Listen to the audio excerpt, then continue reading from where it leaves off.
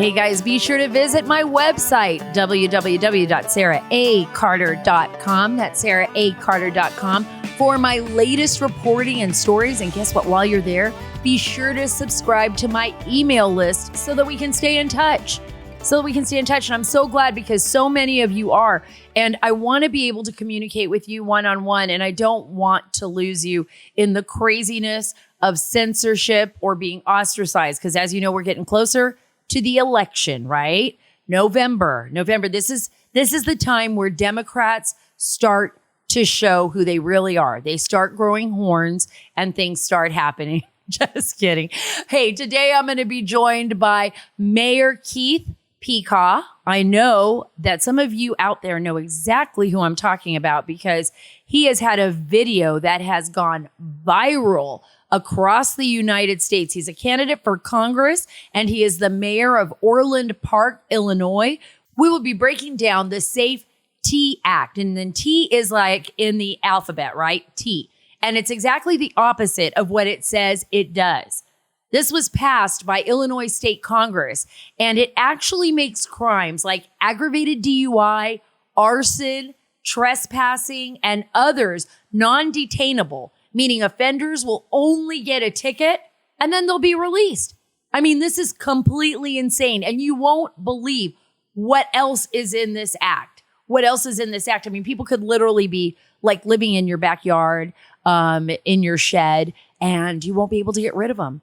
The cops will only be able to give them a ticket. I can't even believe that this is real. And that's what we're going to be talking about.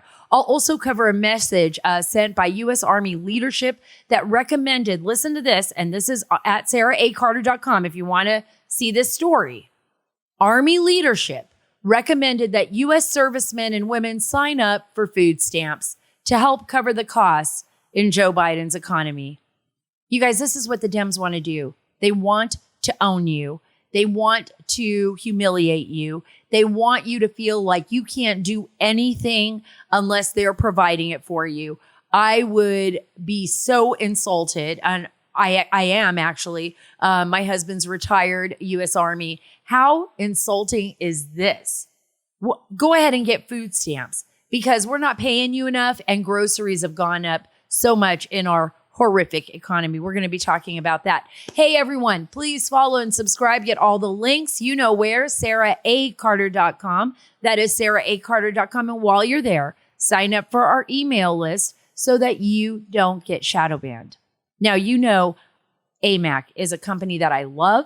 AMAC is a company that represents and sponsors the Sarah Carter Show. I absolutely believe in this organization, and I know that you do too, because I've seen how many of you that listen to the Sarah Carter Show have actually joined AMAC. And by joining AMAC, you know what I'm going to say. You're taking the first steps in saving the America that you love. AMAC offers an alternative to just about every benefit that other group offers, and I won't say their name here, that other group, you know what I'm talking about, but without the liberal agenda. I stand with AMAC, and I hope that you will too. I encourage you to join today at amac.us/Carter. That's amac.us/Carter. The benefits of membership are great, but guess what? The cause is even greater. Join today at amac.us/Carter. So let's start out with these stories. These are just...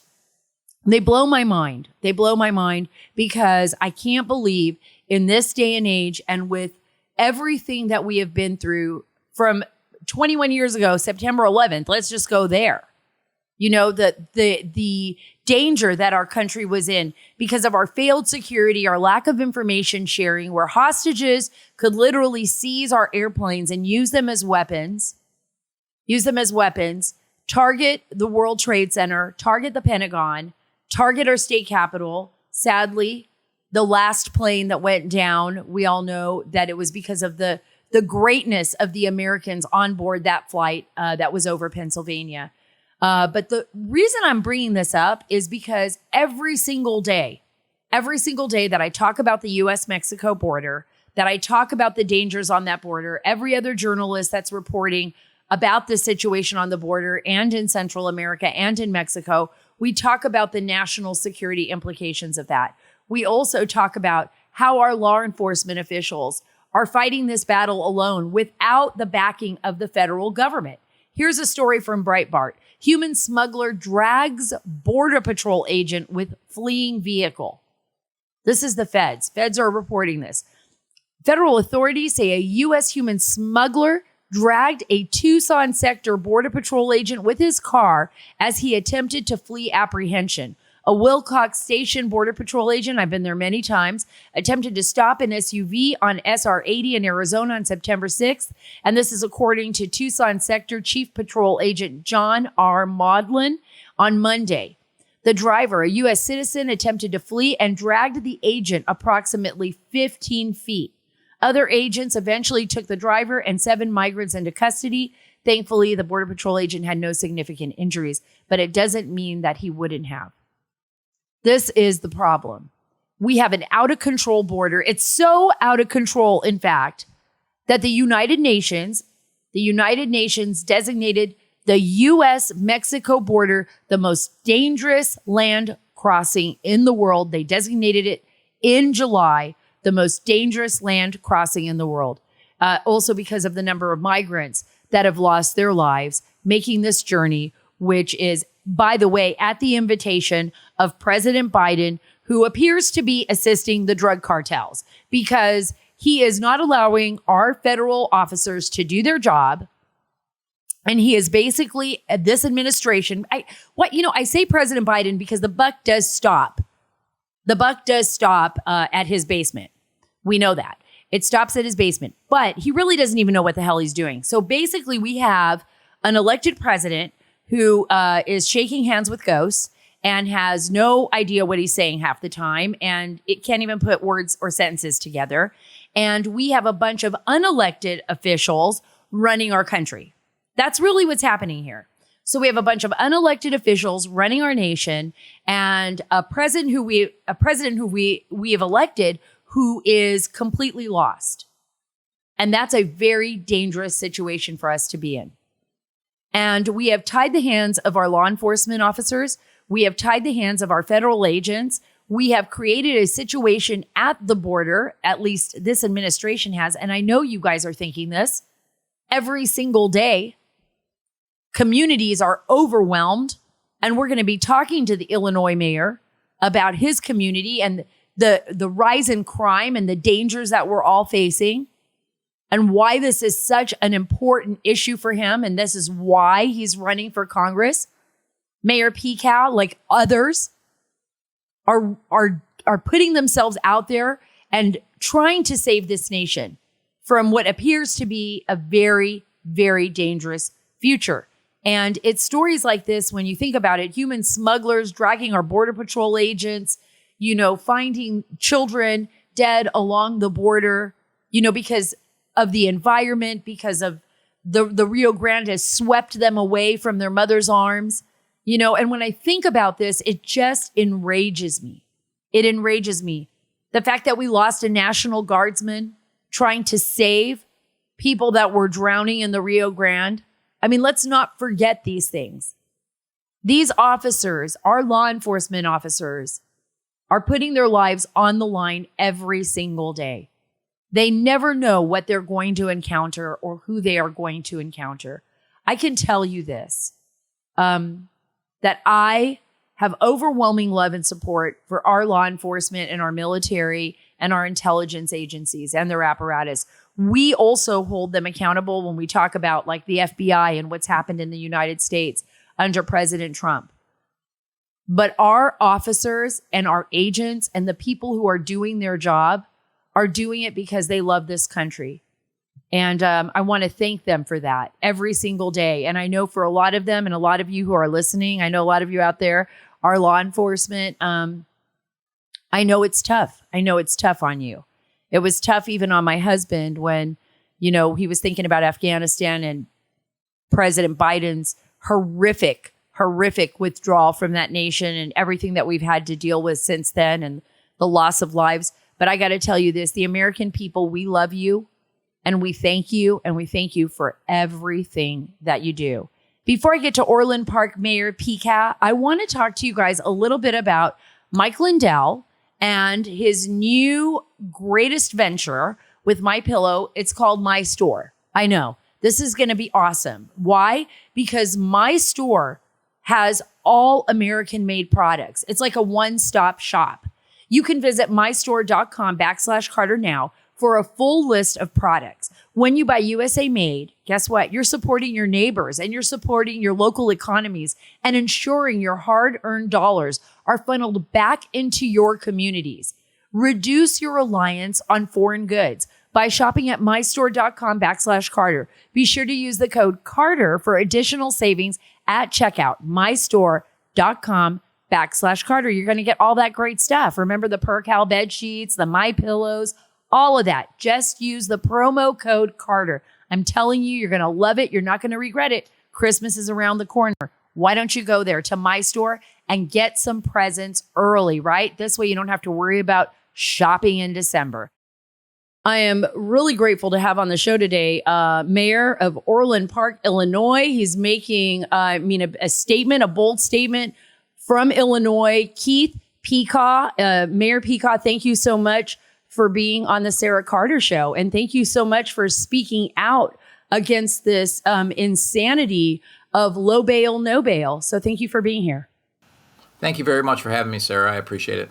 Hey, look, I want to play everyone this clip. This is a viral clip, viral because of what you actually said, Mayor. In fact, Fox News at foxnews.com has a story there, and I love the headline. It's by Emma Colton, and it's Illinois Mayor drops hammer on new state law eliminating cash bail. Massive threat. Take a listen to this. My comments on this. I can't even begin to tell you how dangerous this act is. First, it was passed in the middle of the night with 40 minutes to read an 800-page bill, which is unacceptable. As of January 1st, 2023, the following things will go into effect, and people need to be aware of this. It abolishes cash bail for almost every offense.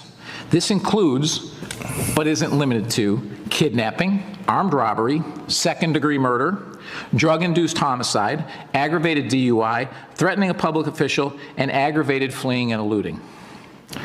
Offenders released on electronic monitoring have to be in violation for 48 hours before law enforcement can act. They could almost drive to Alaska before we can even look for them. It denies victims their constitutional rights. And keep this in mind, businesses and homeowners. Officers will no longer be able to remove trespassers from your residence or your businesses. Someone could decide to live in your shed, and all we can do is give them a ticket. You have to decide what level of force is required to remove them and whether or not it's legal. This is a massive threat to the residents of Orland Park, Cook County, and Illinois. I want to remind voters that several elected officials that will be on the ballot in Orland Park voted for this abomination. Senator Michael Hastings, Senator Emil Jones, and Representative Justin Slaughter all voted to put criminals ahead of the safety of law-abiding citizens and police. In particular, Senator Hastings, who personally told me that this bill, that he had a family, and that this bill was horrible, and there was no way he would vote for it. An outright lie that, in my opinion, disqualifies him to hold his office. I will gladly cast my vote for this resolution and demand the repeal of the Orwellian-named Safety Act. What is going on, Mayor? What is going on? That we have put criminals and criminal behavior and ahead of victims and ahead of our families and our communities. Yeah, I have no idea what's going on. 18 months ago, this was passed, or actually more than that, January of 2021, this was passed. The reason it didn't go into effect until January of 2023 is because there's an election this year, and they knew that. So they didn't want to see it. And we've been living it here in Cook County in the Chicago area. These are Kim Foxx's policies on steroids. And we've been living with it here and dealing with the criminals here, and her policies, which are like the other weak DAs throughout the entire country, this is worse.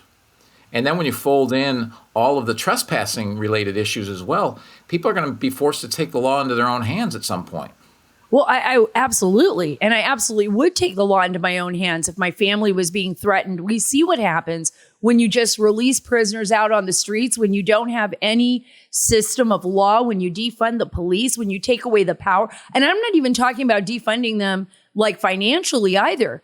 You can defund them by just limiting their ability to even work on the job. I mean, their hands are tied behind their backs. They feel like they can't do their job. Look at what's happened in Chicago with the crime. Talk a little bit about Kim Foxx. She's not the only one. We have DAs across this country. We've seen it from LA.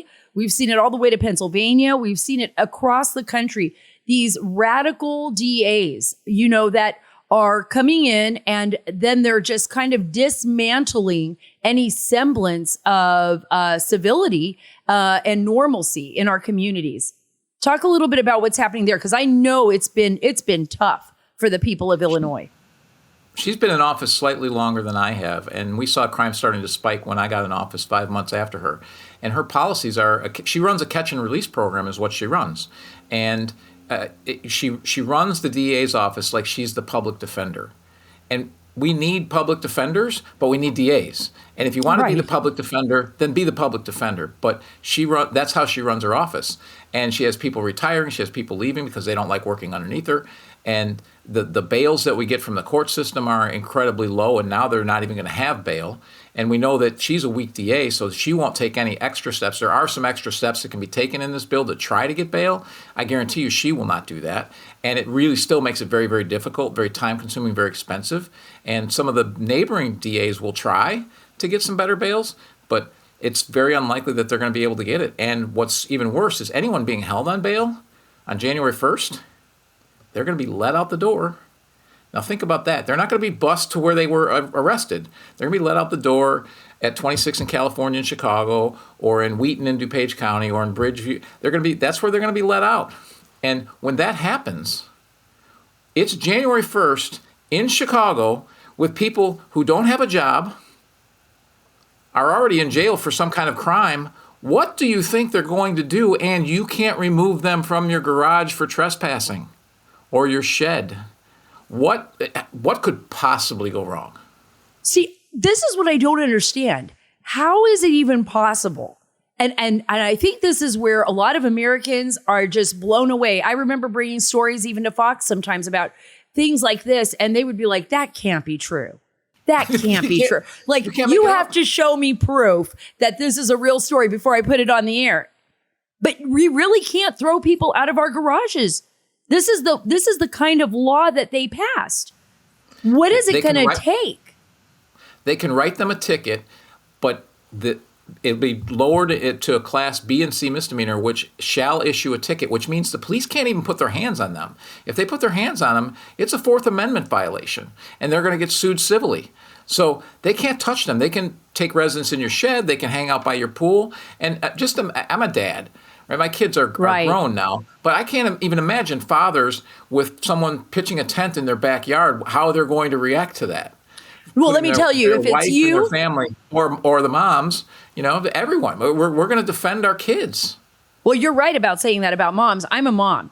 And some man tries to pitch a tent in my yard. Well, I live in Texas, so there's a little different story here. Yeah. Some man tries to pitch, and that's why I moved to Texas. Some man tries to pitch a tent here in Texas, and if they don't get that tent off my yard and they don't get out of my property, I mean, I can take drastic measures, and I would, to protect my family.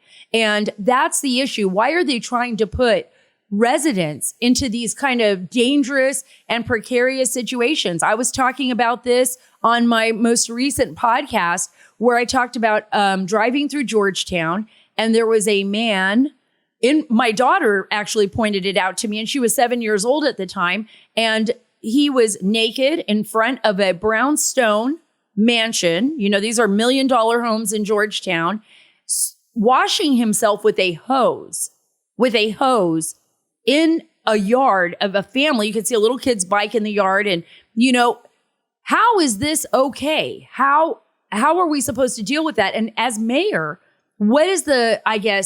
what are you hearing from your constituents? What are you hearing from people about this? Did they even know this was happening?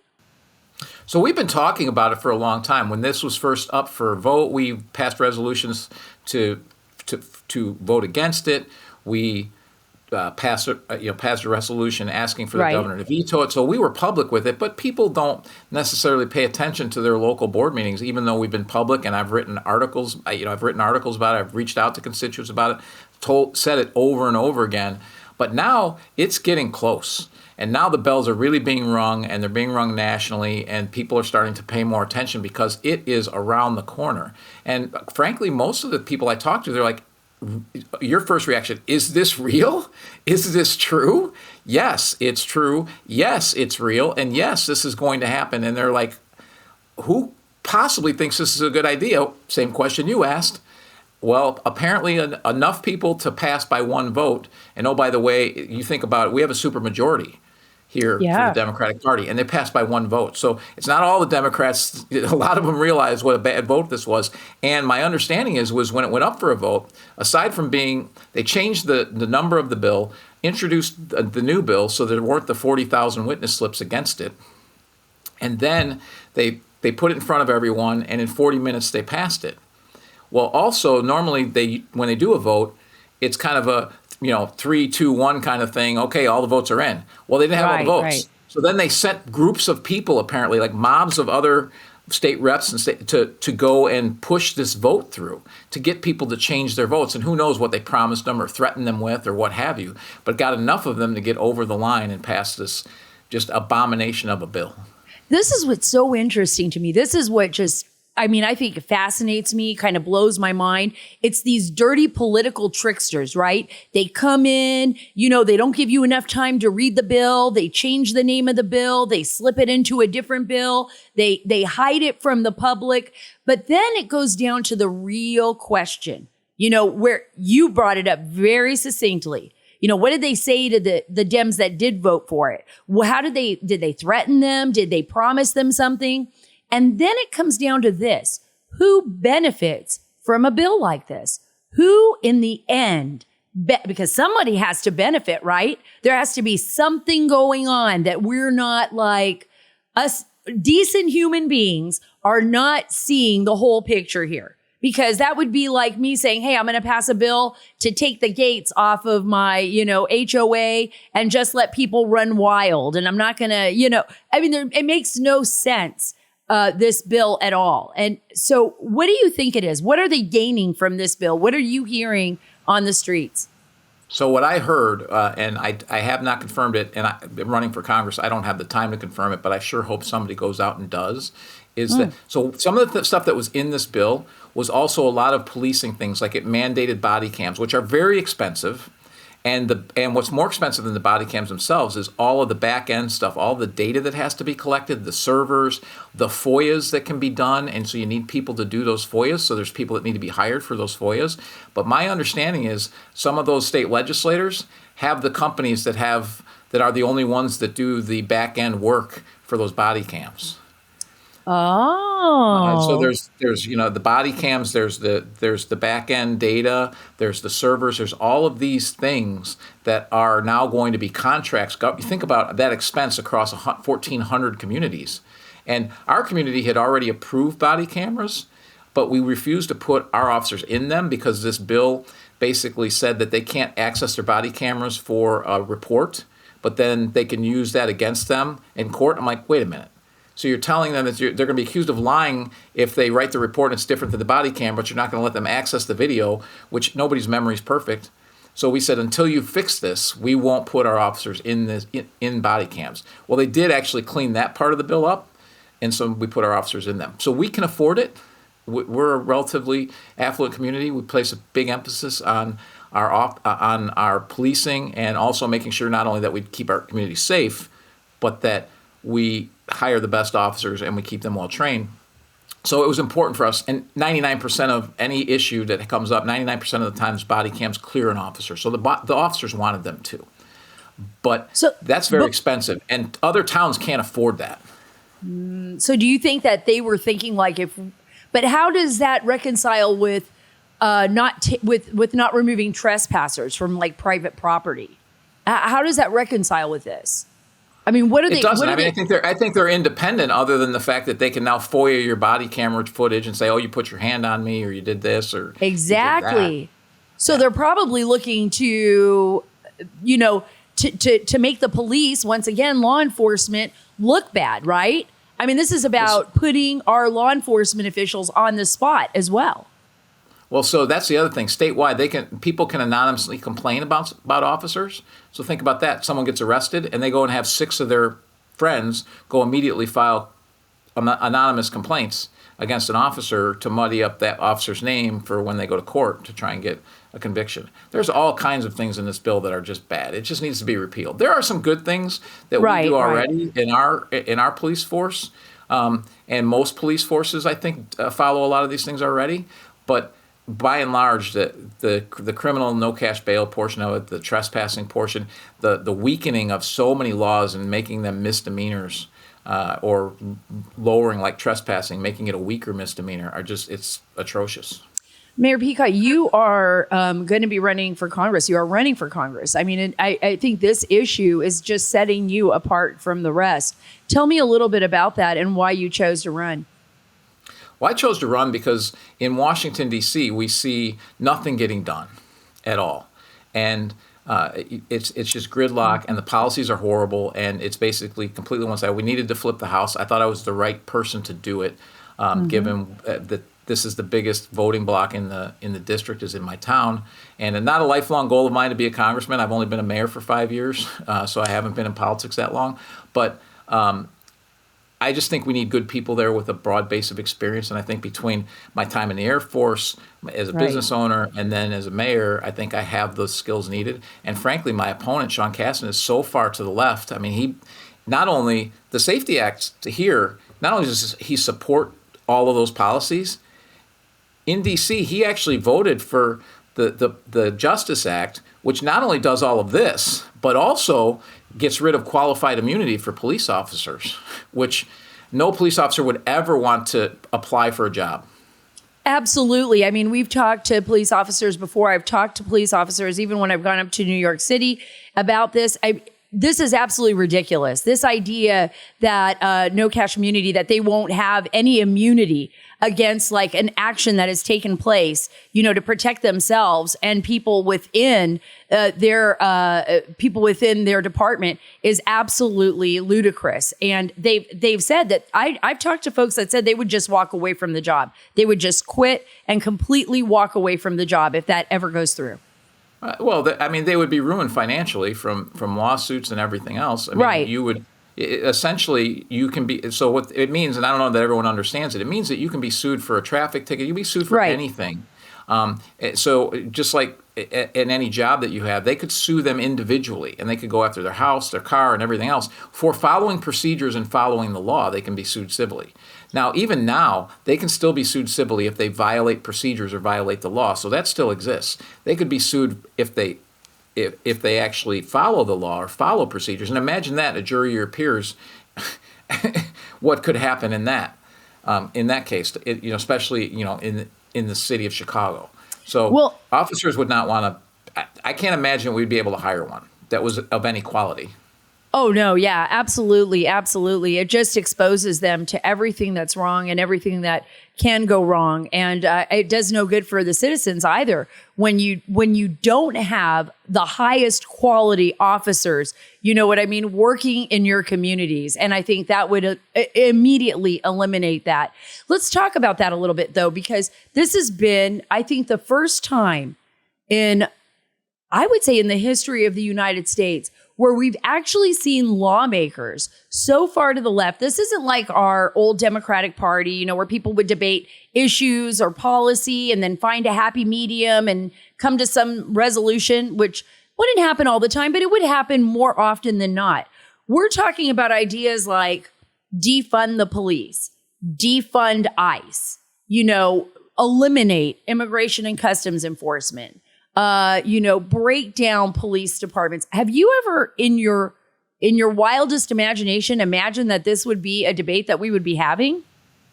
The whole world is upside down. And the other big issue right now, you may have seen it on Fox and even today, and I think some other places have picked it up as well, is that obviously Governor Abbott sent migrants to the city of Chicago. I was going to ask you about that.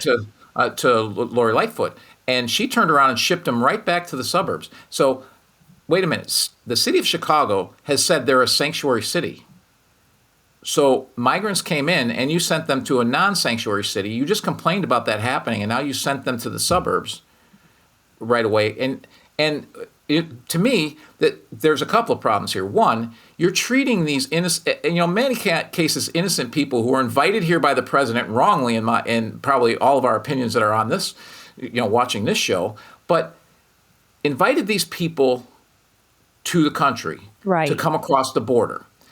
And they're poor, and the United States is the best country in the world, so you can't blame them for making that trek. Now you've shipped them up to Chicago. Now you've shipped them to Burridge. You're treating them like cattle.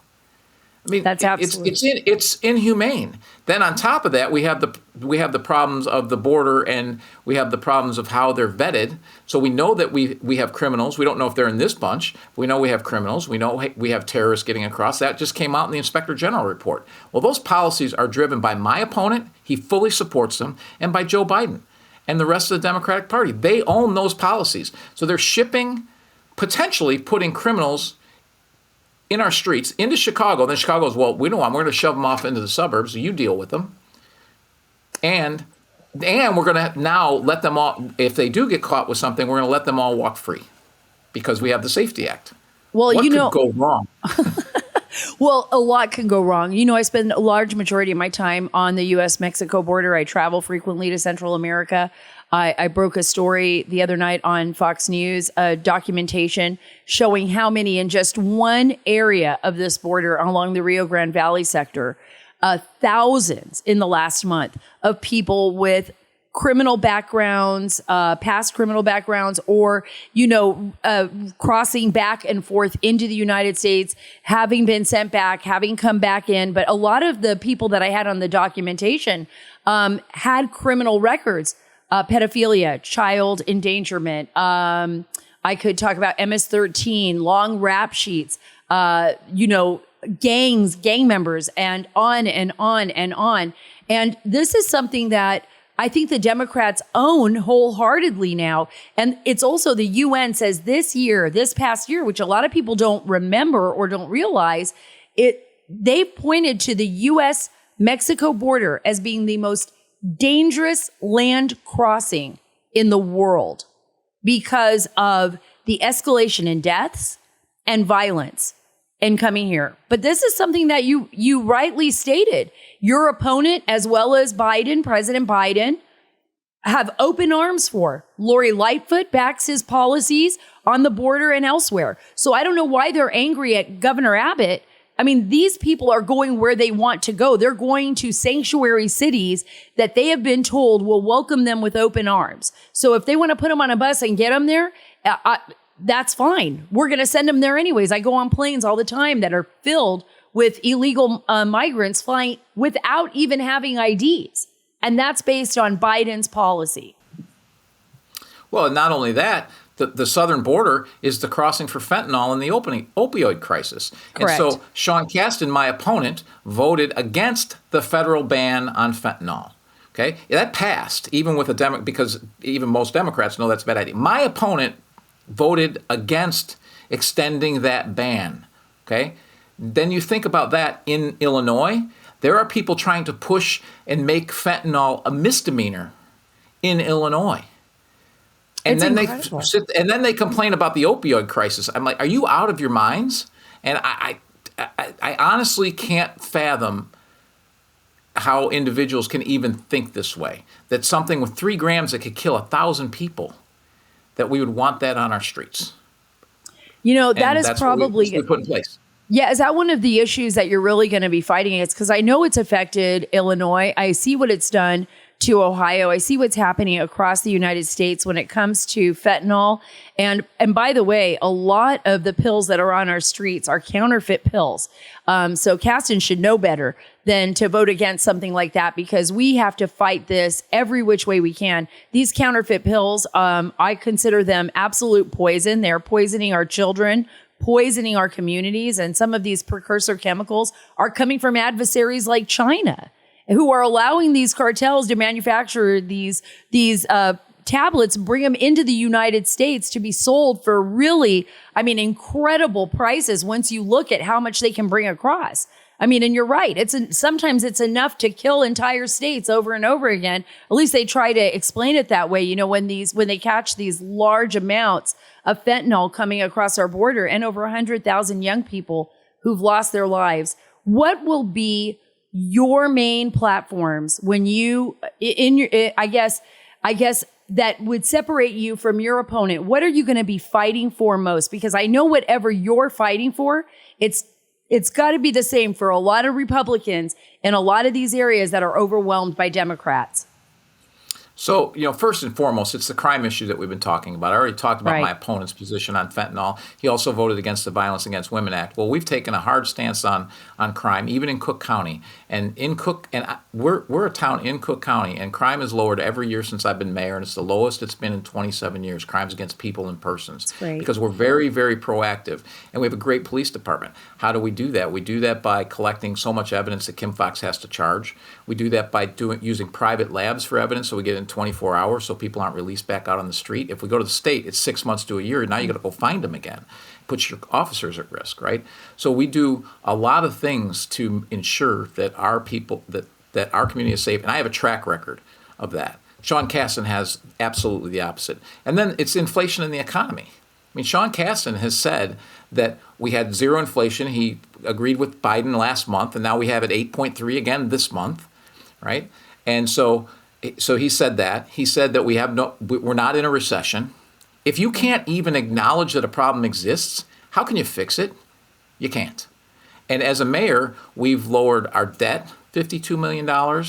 We've lowered our spending, our operations spending 14%. And that's without cutting any police dollars. So that's like 20% to the rest of our budget. Right? We've done good government things that have been fiscally responsible, which is what would help for inflation. Sean Casten wants to throw natural gas and gas out the window for renewables.